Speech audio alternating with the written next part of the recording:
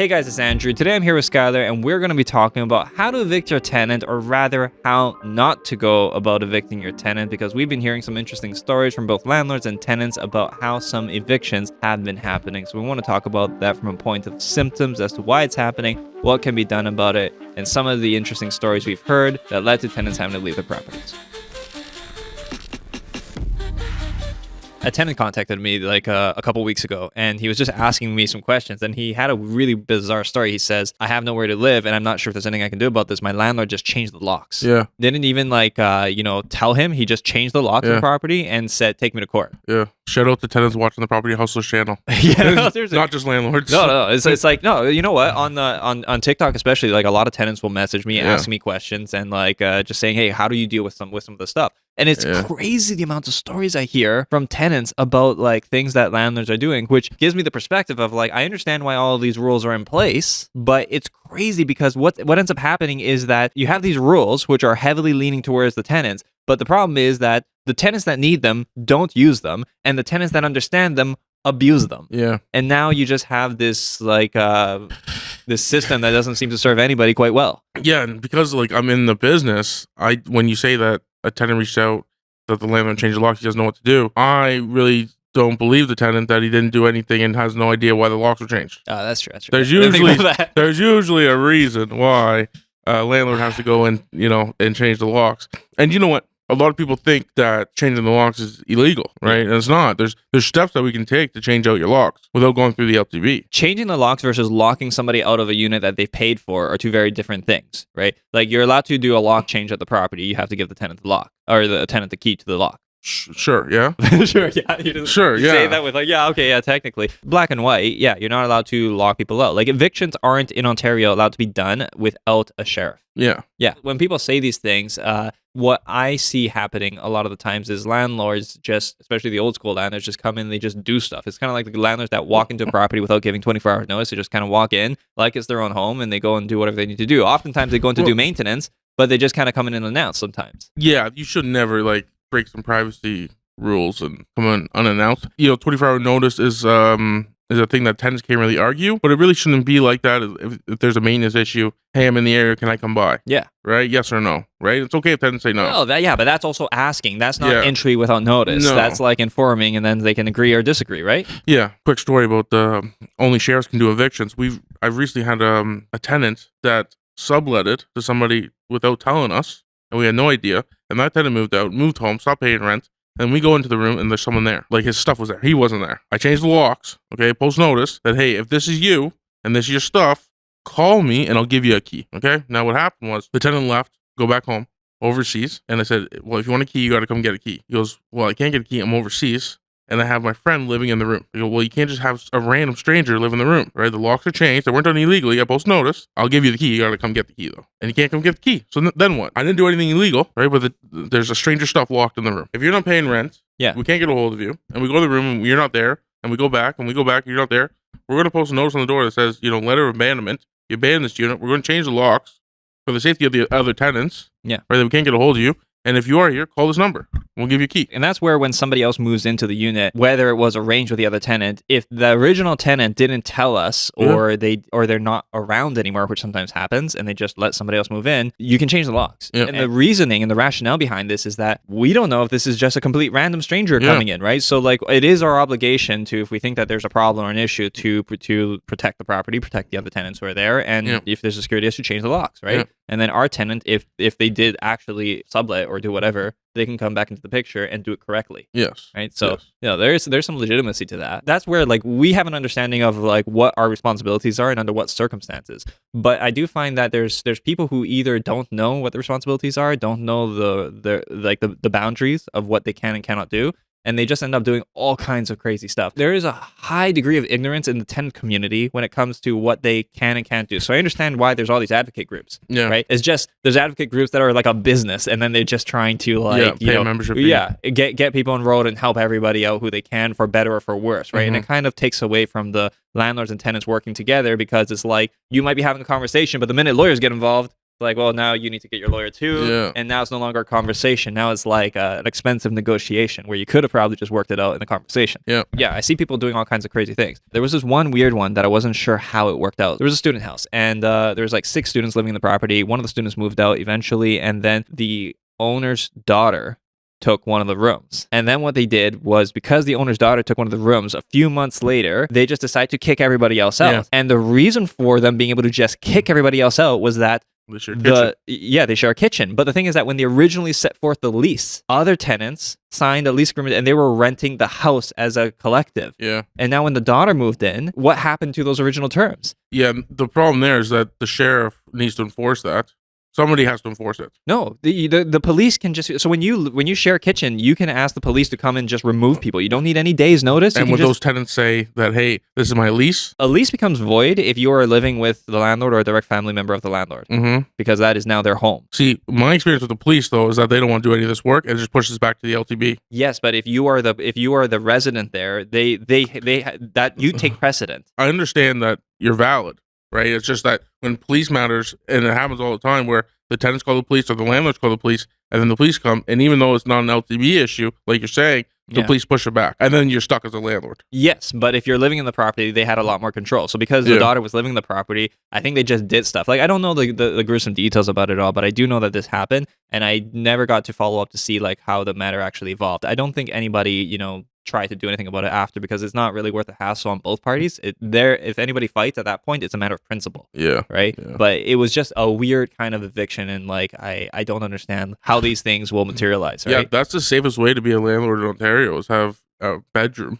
Yeah. Right, and rent, then live in there Yeah. with other roommates is the safest way to If do you've it. got 3 kids, you can own 3 rental properties. Yeah. Just rent them out by the room. Yeah, and you don't need the LTV. It's crazy. And that's actually some stuff that you hear people doing, like these things all the time, right? I've heard landlords say this in conversation where it's like, yeah, I'm going to serve these tenants with N12s. And it's just like, okay, yeah, but didn't you already do that? It's like, yeah, but I have 3 kids. I can Yeah. serve 3 N12s. Yeah. And this is why the forum gets scrutinized so much. When these forums go to the landlord and tenant board and the adjudicators now assessing, they really scrutinize the legitimacy of your intention to move Yeah. into the property. Like, have you heard some of the questions they ask? They ask you why. Yeah. Like, what's the reason? Are your intentions genuine? Did you get a Mhm. job there? Like, what is it? Yeah. Why do you want to move into this property? Yeah. And it's all stuff that can be easily validated with just a simple answer and simple proof. I don't know how many landlords that are doing that with that simple answer, simple proof. It's something that we're seeing more and more of, and I don't know how we're going to stop that. The city of Hamilton just put in rent eviction licensing, where if you're serving that N12, you need to get a license from the city. Oh, the rent eviction. You mean N13? N13, yeah. So you need an N13 license from the city of Hamilton. Is that why they made a license? They made a license, yep. I know they made some amendments to it so that it became like either you couldn't do it or they made it really difficult. It's very difficult. You need to provide something with the same rent Yeah. and then provide the unit back.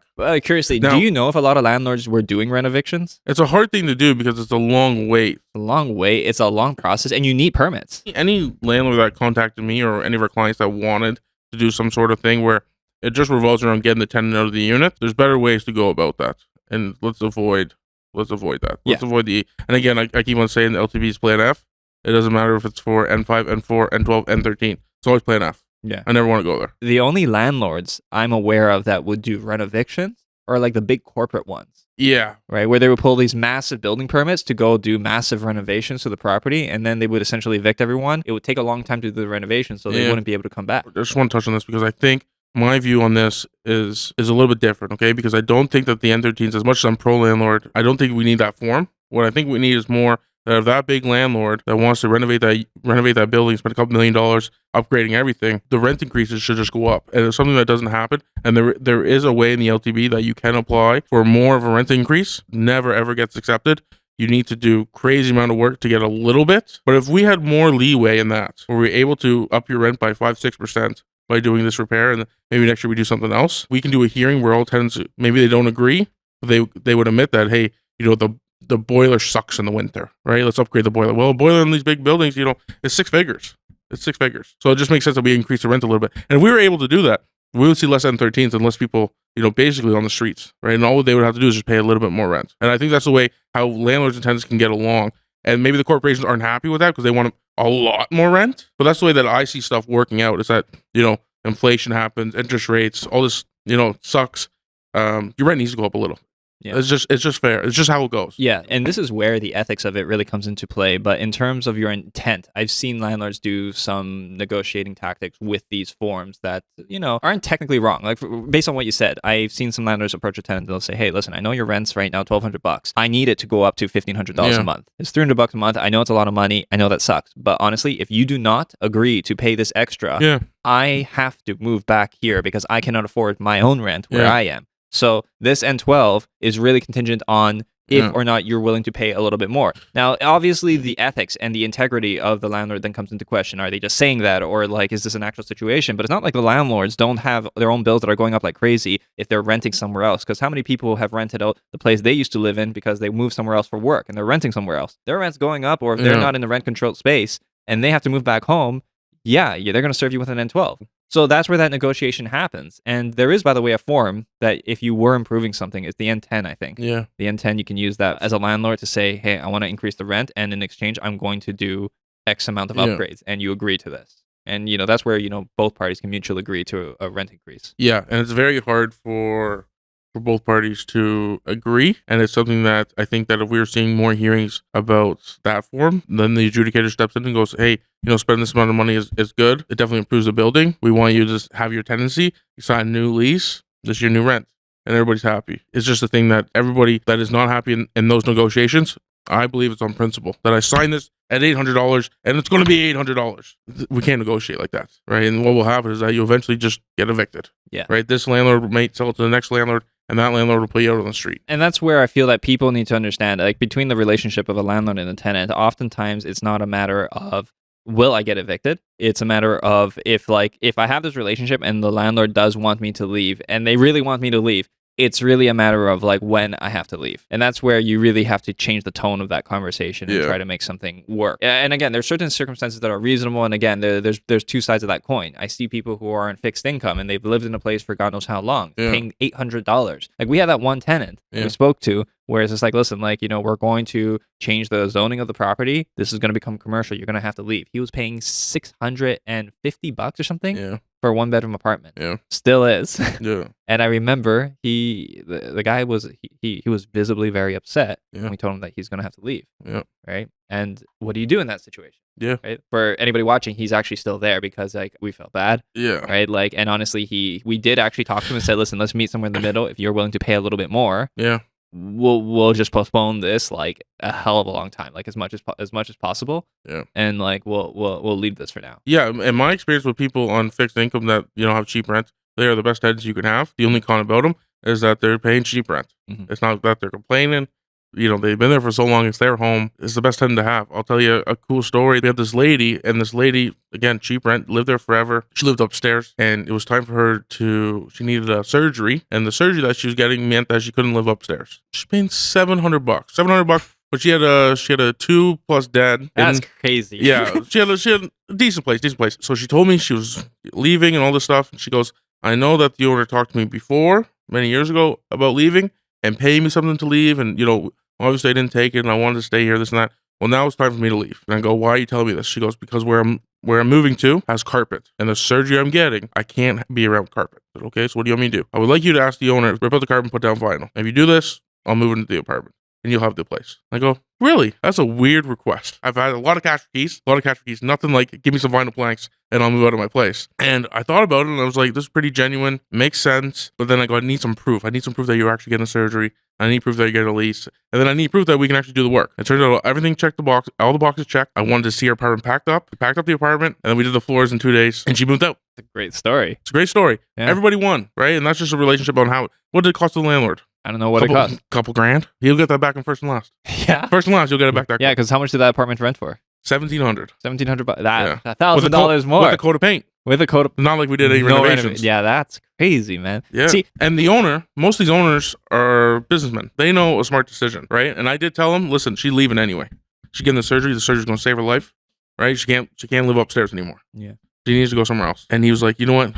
She's doing us a favor. She's doing us a solid. Let's just do the floors. Well, so I think I know which property you're talking about because it's sort of ringing a bell. And yeah, the owner is like he's easygoing with this stuff. He understands, so he can make money decisions. Yeah, and that's what it is, right? It's not. It's a money decision. That one seemed like it was mutual circumstance where both parties were able to work together to make this happen. And a lot of landlords, they either want to vacate a property. Most of the time, they want to vacate a property or a unit because the rents are too low. That's like 90% of the time. Let's be real. Yeah, let's be real. Yeah, that's why landlords want to exit a tenancy, right? Because of that. There's two types of tenants where they have like an apartment that's cheap rent. Yeah. Right.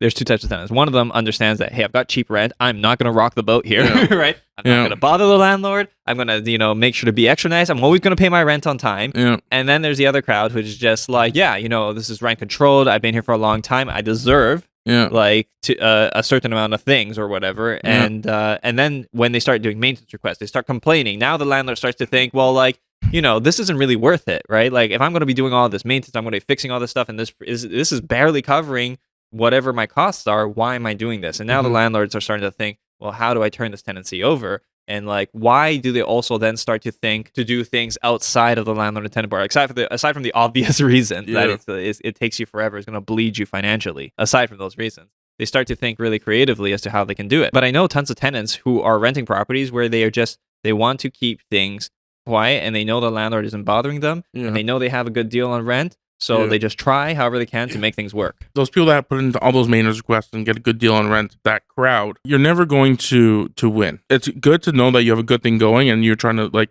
suck the juices out of the landlord. It is nuts to me that we can't have a conversation on you paying a little bit more rent to stay in the place. And what it shows to me is that you don't appreciate where you live. And what I see a lot is the landlords and these tenants think that these landlords are government housing, right? And we're doing stuff that, this landlord has to provide me housing. He didn't choose to buy this house and put me in there. It is nuts to me that we can't just have a conversation and agree to a certain amount of rent. What will happen is you don't agree. These landlords will find ways, just like you will find ways to make the most of your time in this apartment. Are they finding legitimate ways? Maybe they find ways around legitimate ways, and right? I think that's the reality of it, that I think we just have to accept that we hear these things where people do like creative things, let's say, to essentially motion tenants out of these units, right? Yeah. And it's just a fact. Like, it's wrong to do it, in these creative ways. The fact is that this is happening. If you think about like filling out a form, though, like if I can fill out a two piece of paper, N12 or N13 to get you evicted, isn't that crazy? That's crazy, and that's why landlords can get away with it, because there's not enough checks on these landlords when it comes to these illegal evictions. Yeah. And that's how you get the bad ones leached on to the good ones. Yeah. Initially, I was thinking, okay, we're going to be talking about like how people go about evicting tenants, but this is effectively like sometimes what we hear other landlords doing, which is effectively like outside of the landlord-tenant board and doing sometimes like crooked things. Yeah. Right. And we see people doing this, and I feel like that is a symptom of a bad system in itself. And I feel like we need to talk about that. We need to address it and figure out why it's happening and how people can put themselves in positions not needing to even consider this. But when somebody's back is against the wall, like remember, we had that one landlord that we're working with who was so stressed out because his mother was sick, and the tenant wasn't paying rent, and he wasn't able to kick the tenant out, and he was bleeding a mortgage, and he had medical bills. Now that guy, anybody can go say, okay, well, he put himself in that situation. It's like, yeah, everybody's always accountable to it. But the thing is that his hands are also tied, and he's thinking to untie his hands. Yeah. Right. And what should he do? Yeah. And anybody in that situation would try to untie his hands. And if you go to the tenant and the tenant says, F you, get off my porch, I don't care that your mother's dying and stuff, the landlord, of course, is going to feel some sort of way about that. Yeah. And do you think he's going to fill out a form, an N13, right? N12, to get back in the house? It is crazy that is the only way for his mother to get back in the house. Let's talk about other government programs that we have, right? Like you go to Service Ontario, you license your car. But there's no loopholes to get around licensing a new car. Okay, there's not. I don't know of anything. I've never heard of anything ever. That's because the system works, right? It's pretty straightforward. That's just how it goes. Maybe you could argue that LTB stuff is not straightforward, but it should be. Like, the system just totally broken, and when that happens, that's when you have gray areas and you have loopholes. Mm-hmm. There's no gray areas when it comes to licensing a car. There's no gray areas get a mortgage, right? It's pretty straightforward stuff. Yeah, these gray areas, by the way, is more like turning a blind eye. Kind of like student housing, and how like none of them are actual rooming houses. Yeah, it's so all just. Why do you think the LTB is like that, though, and not trying to actually fix it? Because the disposition is that they don't want to be putting people onto the street. Here's the fact of the matter. But they can fix that, though. They can fix that.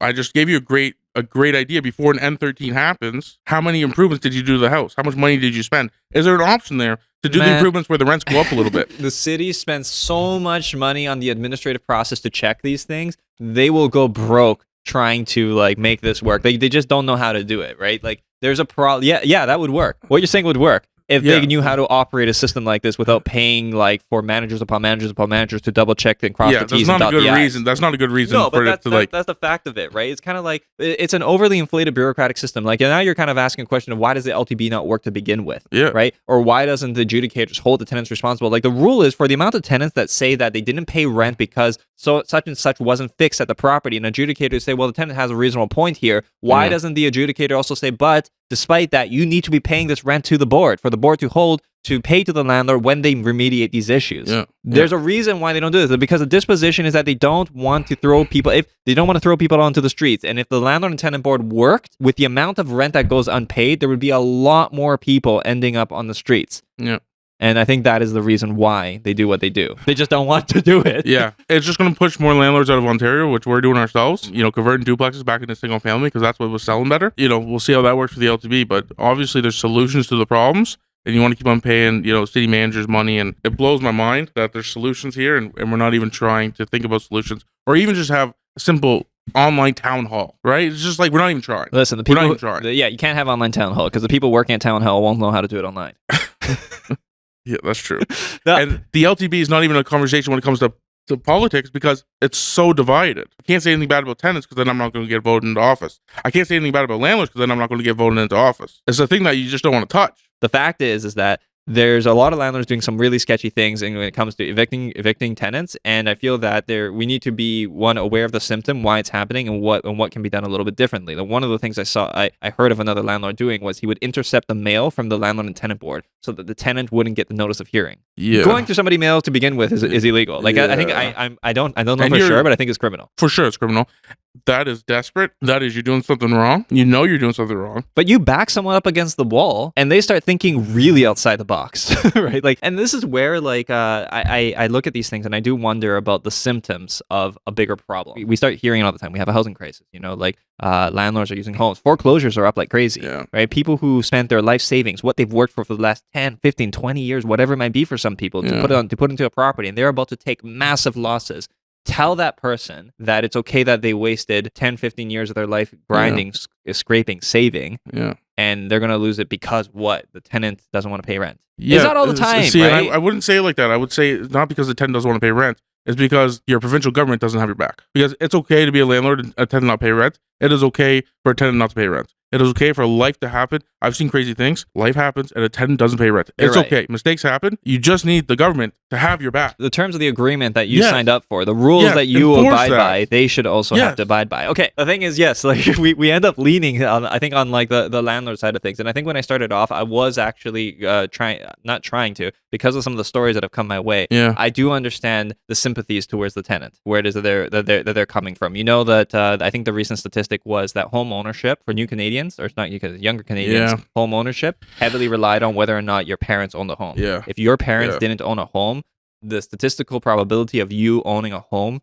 is significantly reduced. Yeah, this is the housing crisis. We go back to if you paid rent, if you paid $2,000 a month for a basement apartment in downtown Hamilton, like you would need to make so much money to be able to save $30,000. Yeah, paying your rent and paying all your bills. Yeah. You need to make a lot of money. Yeah, and if you make that much money, you should not be living in a basement apartment in downtown Hamilton. Some people are financially sensible. Like it just some people make. Dude, one of the rooming properties that we manage. I noticed one guy drives like a nice Mercedes. Yeah, like a nice Mercedes, and I was wondering like, why is he in this property? It wasn't a great property by any means. Yeah, but like I remember like with one of the property managers said that he spoke to the guy, and he's got a good job. He makes good money, and he's just saving like crazy. He's on a mission. Yeah. Right? That guy wants to save money. He's paying $600 for the room a month. Yeah. He gets a parking spot. He gets free internet, free cable. Yeah. What more does he want? I'm sure he's single. Or maybe he has a girlfriend and goes stays with the girlfriend. You never know. Right? Yeah. Has a room so he can escape once in a while. Yeah.